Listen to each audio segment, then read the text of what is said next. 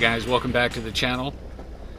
As you know, the rig is all done and we've been driving for a little while, and I sort of figured as a way to celebrate, I'd start by seeing if I can make a video, a nice long video or video series driving from Canada down to Mexico. So that is why I'm on this narrow trail.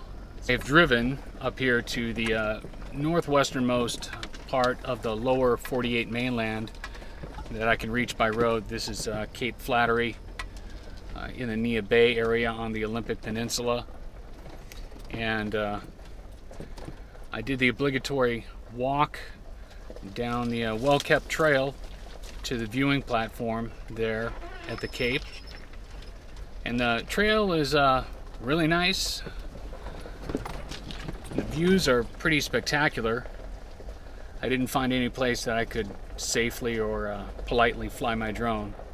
So afterwards, I came out here and checking my maps, I thought I saw some trails out here that might let me access some more remote overlooks to get a better view of the ocean. So we'll see if I succeed.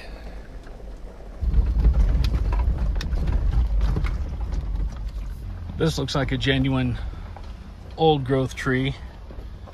Thing's gigantic. So in a futile attempt to show you the scale of this old growth tree over here, compare it to the Land Cruiser, and here's the trunk.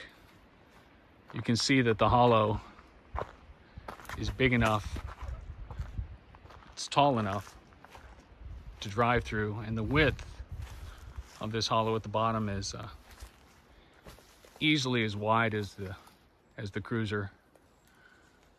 The tree's, you know, probably 12 feet across at the bottom from here over. Okay, fast forward. After some bushwhacking, I was unable to find the mysterious sought-after remote overlook, but I did find the local tsunami evacuation route here behind me. Looks like they just put signs up on the roads and then stash supplies and shelter up here in the woods.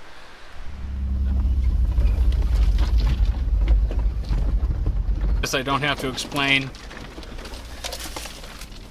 why I skipped painting the truck. We're a little bit limited in where we can camp here, but I'll tell you what, where you can camp is pretty amazing. Probably one of the better beach camps I've enjoyed. So I'm just going to take a little walk here while I talk about my route south. It's all south from here. Technically I didn't start in Canada. I was up at Cape Flattery, but the border's right there on the water, so we'll call that the 0 point. And from here directly to St. Nogales would be, you know, roughly, I don't know, 1,800 miles. Of course, I'm not going to go the direct route.